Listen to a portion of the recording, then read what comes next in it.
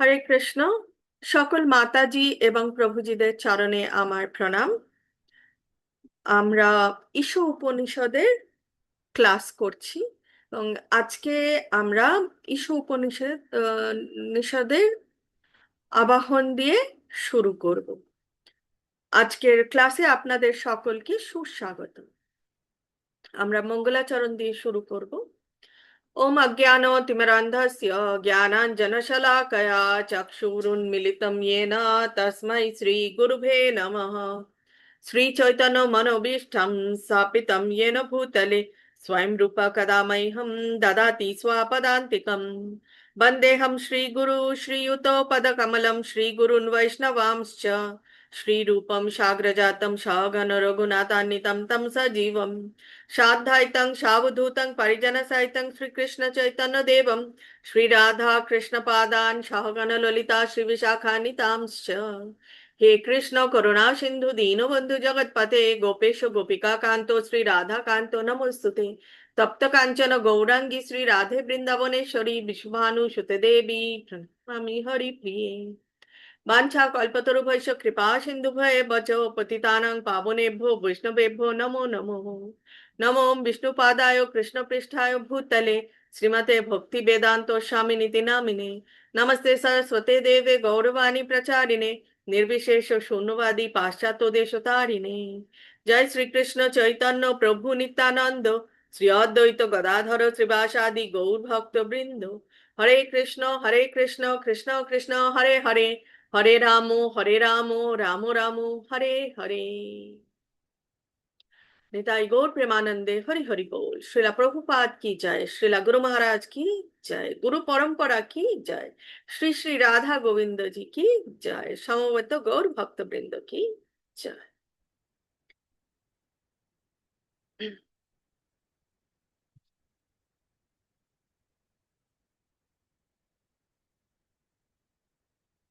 আমি আজকে সকালে রেকর্ডিং পাঠিয়েছি, আমি জানি না আপনারা শুনেছেন কিনা, দেখেছেন কিনা।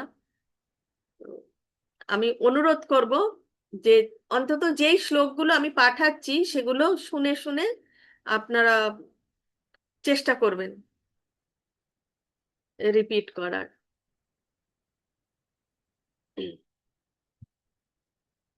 আমি আনমিউট অপশন অন করে দিয়েছি। আনমিউট হচ্ছে?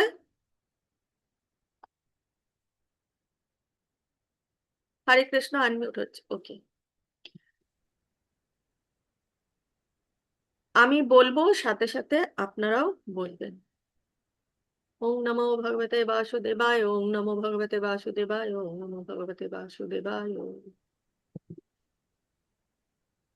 এখানে আবাহন লেখা রয়েছে। শ্রী ঈশো উপনিষদের ভূমিকা আমরা গতকাল কমপ্লিট করেছি। আজকে আবাহন বা আহ্বান করা হয় যে মন্ত্র দিয়ে। রিপিট করবেন আপনারা। ওম পূর্ণমদ পূর্ণমিদম ॐ पूर्णमदः पूर्णमदः पूर्णमिदं पूर्णात् हरे पूर्णमुदच्यते पूर्णात् पूर्णमुदच्यते पूर्णस्य पूर्णमदाय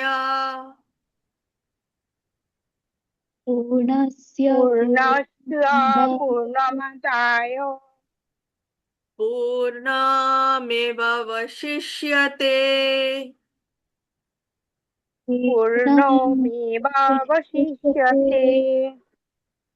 এবার ফার্স্ট লাইনটা একসাথে। ওম পূর্ণমদ পূর্ণমিদম পূর্ণাৎ পূর্ণমুদচ্যতে। ॐ पूर्णमदः पूर्णमिदं पूर्णात् पूर्णमुदच्यते पूर्णस्य पूर्णमदाय पूर्णमेवावशिष्यते। पूर्णस्य पूर्णस्य पूर्णमादाय पूर्णमुदच्यते पूर्णमेवावशिष्यते। এবার দুটো লাইন একসাথে। ওম পূর্ণমদ पूर्णमिदं पूर्णात् पूर्णमुदच्यते पूर्णस्य पूर्णमदाय पूर्णमेवावशिष्यते। ॐ ॐ पूर्णमदः पूर्णमदः पूर्णमिदं पूर्णात् पूर्णमिदं पूर्णमुदच्यते पुनश्च पूर्णमादाय पूर्णमेवावशिष्यते।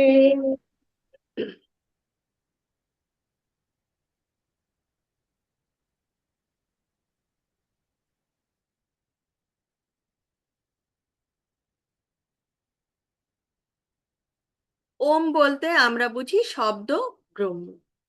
পূর্ণম, পূর্ণম বলতে পরম পূর্ণ।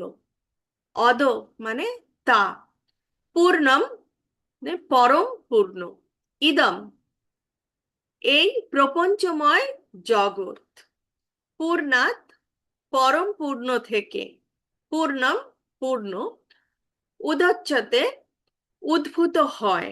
পূর্ণস্য হচ্ছে পরম পূর্ণের, পূর্ণম পূর্ণ রূপে, আদায় গ্রহণ করা হলে, পূর্ণম কেবল পূর্ণই, এব এমনকি, অবশিষ্যতে অবশিষ্ট থাকেন। অনুবাদ দেখে নেব। পরমেশ্বর ভগবান সর্বতোভাবে পূর্ণ। তিনি সম্পূর্ণভাবে পূর্ণ বলে এই দৃশ্যমান জগতের মতো তার থেকে উদ্ভূত সবকিছুই সর্বতোভাবে পূর্ণ। পরম পূর্ণ থেকে যা কিছু উদ্ভূত হয়েছে তা সবই পূর্ণ। কিন্তু যেহেতু তিনি হচ্ছেন পরম পূর্ণ, তাই তার থেকে অসংখ্য অখণ্ড ও পূর্ণ সত্তা বিনির্গত হলেও তিনি পূর্ণরূপেই অবশিষ্ট থাকেন। অনুপাদে বলা হচ্ছে যে পরমেশ্বর ভগবান সর্বতোভাবে তিনি পূর্ণ এবং তিনি সম্পূর্ণভাবে তিনি পূর্ণ, এবং তার জন্যই কি হচ্ছে এই দৃশ্যমান জগতের মতো যত কিছু তার থেকে উদ্ভূত হয়েছে সবকিছুই তার মতনই সর্বতোভাবে পূর্ণ। এবং পরম পূর্ণ মানে সেই পরমেশ্বর ভগবান তিনি পরম পূর্ণ। সেই পরম পূর্ণ থেকে যা কিছুই উদ্ভূত হয়েছে, যা কিছুই উদ্ভূত হয়েছে সব কিছুই, কারণ পরম পূর্ণ থেকে উদ্ভূত হয়েছে, তাই যা যা উদ্ভূত হয়েছে সেগুলোও সবই পূর্ণ। এবং এত কিছু এই পরম পূর্ণ থেকে এত অনেক অনেক অনেক অনেক বিশ্ব ব্রহ্মাণ্ড উদ্ভূত হয়েছে, এবং যার জন্য এখানে বলছে অসংখ্য অখণ্ড ও পূর্ণ সত্তা তার থেকে উদ্ভূত হয়েছে। তার থেকে এত কিছু উদ্ভূত হওয়ার পরেও তিনি কিন্তু পূর্ণ রূপেই অবশিষ্ট আছেন।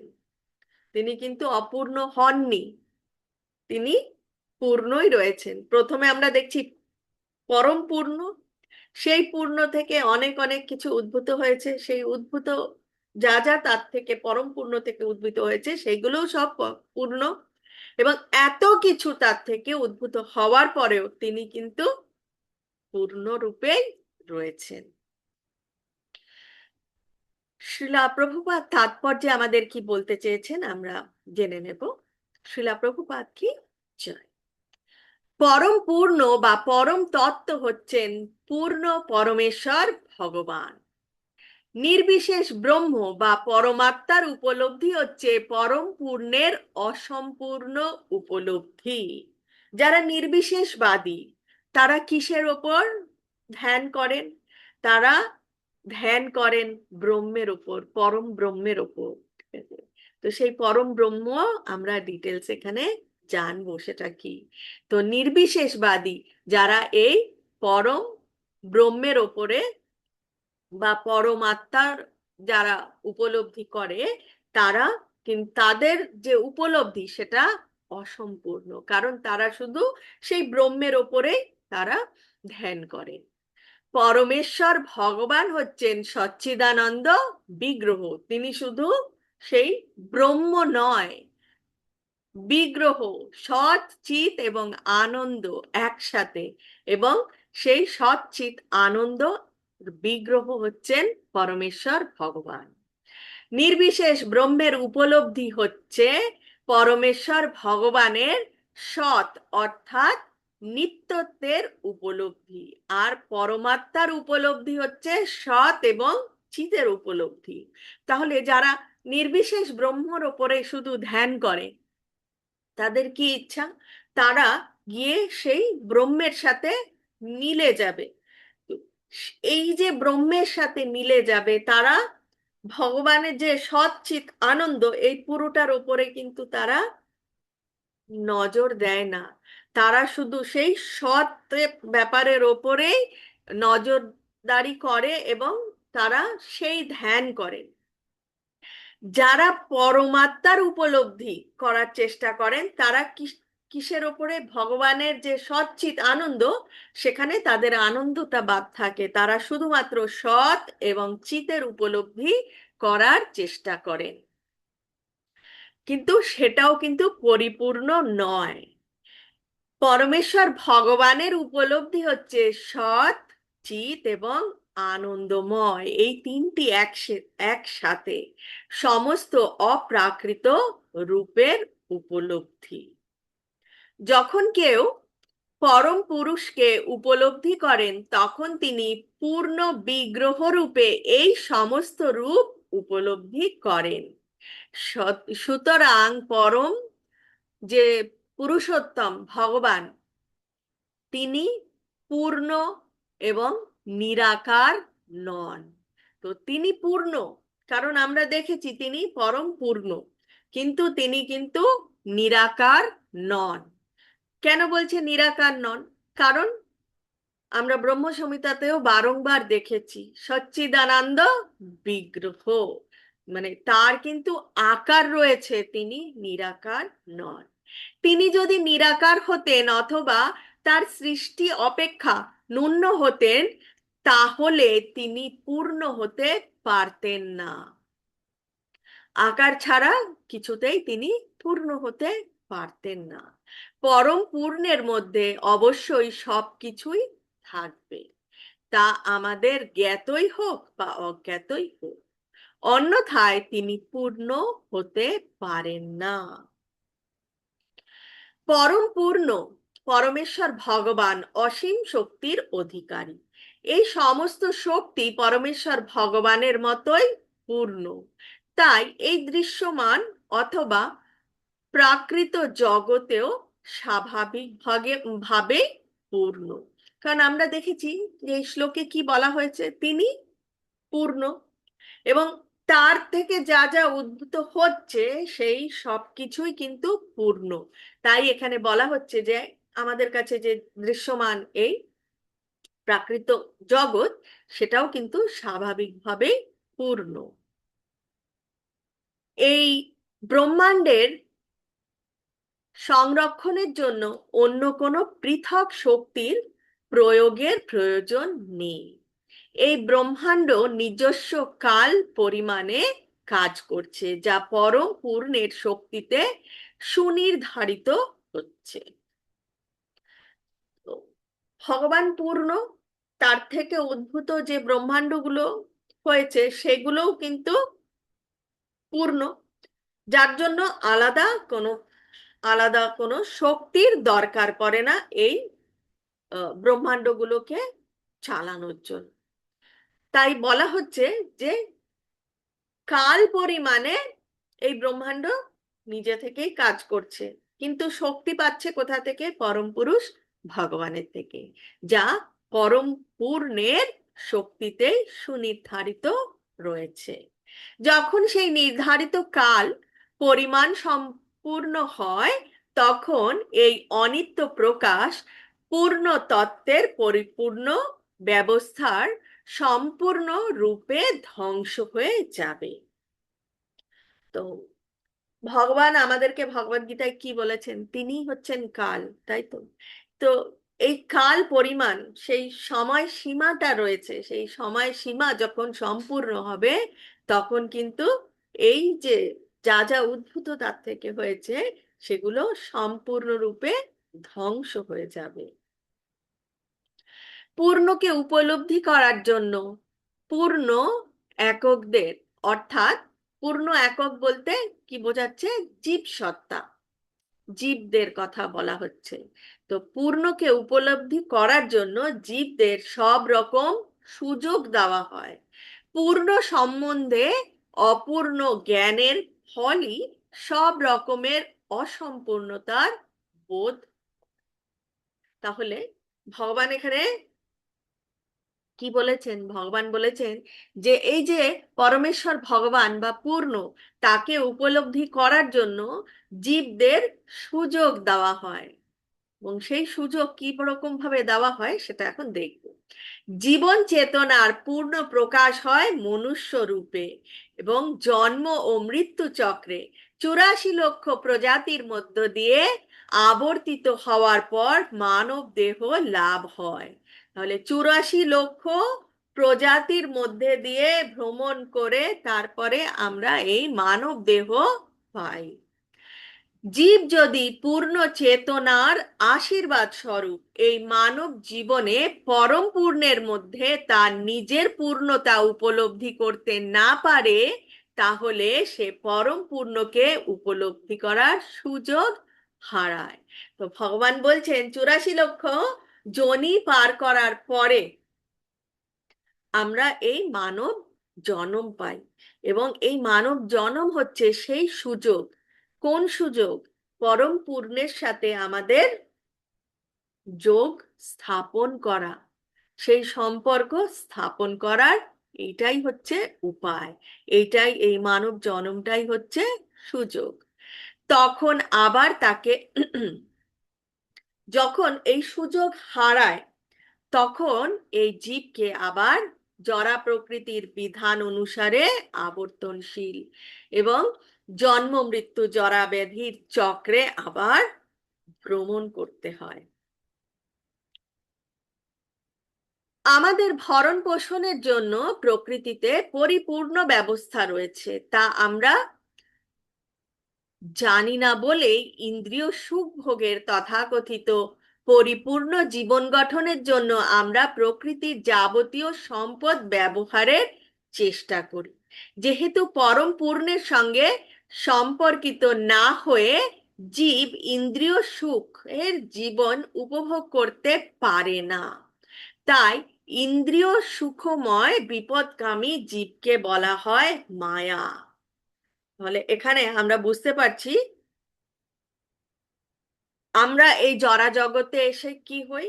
আমরা মায়ার সংস্পর্শে আসি, আমরা বারংবার দেখেছি। এবং আমরা কি হয়, আমাদের আমাদের যে চিরকালের যে সম্পর্ক ভগবানের সাথে, সেই সম্পর্কটা আমরা ভুলে যাই, এবং সেই সম্পর্ক ভুলে গিয়ে আমরা ইন্দ্রিয় সুখের পেছনে দৌড়াই। এবং তখন আমরা কি হই? তখন আমরা ভগবানের ঠিক উল্টো দিকে চলতে থাকি। তো এই যে ভগবানের উল্টো দিকে চলতে থাকা, এই জীবনকেই বলা হয় মায়া। একটা সুন্দর উদাহরণ দিয়েছেন। হাত যতক্ষণ পূর্ণ দেহের সঙ্গে যুক্ত থাকে ততক্ষণ তা দেহের একটি পূর্ণ অঙ্গ, কিন্তু হাতটি যদি দেহ থেকে বিচ্ছিন্ন করা হয়, তবে দেহ থেকে বিচ্ছিন্ন হাত হাতের মতন দেখতে লাগবে ঠিকই, কিন্তু হাতের কি কোনো ক্ষমতা থাকবে?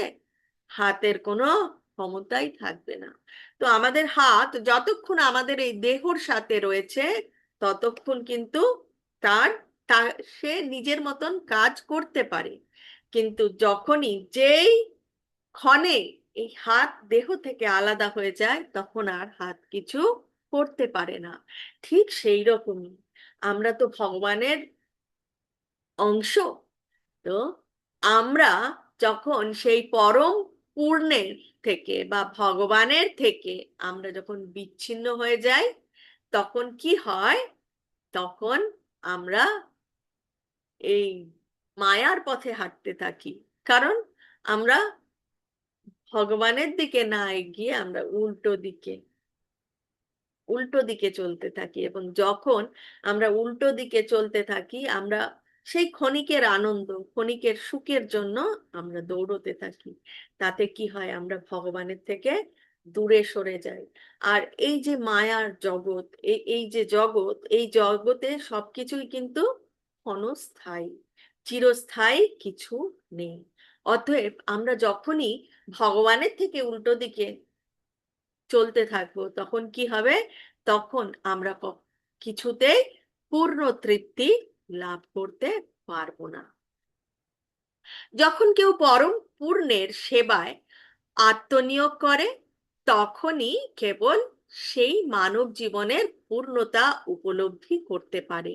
কারণ আমরা এর আগেও দেখেছি যে আমাদের এই মানব জন্ম কিসের জন্য, এটা জানার জন্য আমি কে, পরম পুরুষোত্তম কে, আমি কোথা থেকে এসেছি, আমাকে কোথায় ফিরে যেতে হবে, এবং সেইখানে ফিরে যেতে হলে আমাকে কোন পথে চলতে হবে, আমাকে কি করতে হবে। তাই এখানে বলছেন যে এই মানব জীবনের পূর্ণতা তখনই আসবে যখন আমরা আমাদের এই জীবনটা ভগবানের সেবায় নিয়োজিত করব। জগতের যাবতীয় সেবা কর্ম, তা সামাজিক হোক বা রাজনৈতিক হোক বা সাম্প্রদায়িক হোক, আন্তর্জাতিক কিংবা বিশ্বজনীন যাই হোক না কেন, তা সর্বদাই অপূর্ণ থাকবে যতক্ষণ না পরম পূর্ণের উদ্দেশ্যে তা সাধিত হচ্ছে। যখনই সেটা পরম পুরুষের উদ্দেশ্যে সাধিত হবে তখনই সেটা পূর্ণ হবে, তখনই যা কিছুই করা হচ্ছে সেটা পূর্ণ সাফল্যতা অর্জন করবে। অথবা যদি অন্যথা, কিন্তু কোনো সফলতা থাকবে না, সেই পূর্ণ ব্যাপারটাই থাকবে না। যখন সবকিছু পরম পূর্ণের সঙ্গে যুক্ত হয় তখন যুক্ত অংশগুলি পূর্ণ হয়ে ওঠে। এখানে পরম পূর্ণ থেকে এই বিশ্ব ব্রহ্মাণ্ড সেটাও পূর্ণ, আমরা ভগবানের অংশ। তাই এখানে বারংবার বলা হচ্ছে যে সেই পরম পূর্ণর সাথে আমাদেরকে যুক্ত হতে হবে, আমাদেরকে পরম পূর্ণের কাছে ফেরত যেতে হবে, এবং সেই পরম পূর্ণর কাছে ফেরত যাওয়ার জন্য একটি মাত্র পন্থা, সেটা হচ্ছে ভগবানের সেবায় নিজেকে নিযুক্ত করা, ভগবানের চরণ কমলে নিজেকে সমর্পণ করা। হরে কৃষ্ণ। আমরা একদিনে একটাই শ্লোক করব, কারণ ঈশ উপনিষদ একটু মন দিয়ে শুনতে হবে, পড়তে হবে, অধ্যয়ন করতে হবে। একসাথে দুটো শ্লোক করলে একটু অসুবিধাই হয়ে যাবে, বুঝতে অসুবিধা, তালগোল পাকিয়ে যাবে। ঠিক আছে? অতএব আজকের ক্লাস এই অবধি। বাঞ্ছা কল্পতরুভ্যশ্চ কৃপা সিন্ধুভ্যেব বচ পতিতানং পাবনেভ্যো বৈষ্ণবেভ্যো নমো নমো। অনন্ত কোটি বৈষ্ণব ভক্তবৃন্দ কি জয়, শ্রীলা প্রভুপাদ কি জয়, শ্রীলা গুরু মহারাজ কি জয়, গুরু পরম্পরা কি জয়, শ্রী শ্রী রাধা গোবিন্দ কি জয়। নিতাই গৌর প্রেমানন্দে হরি হরি बोल।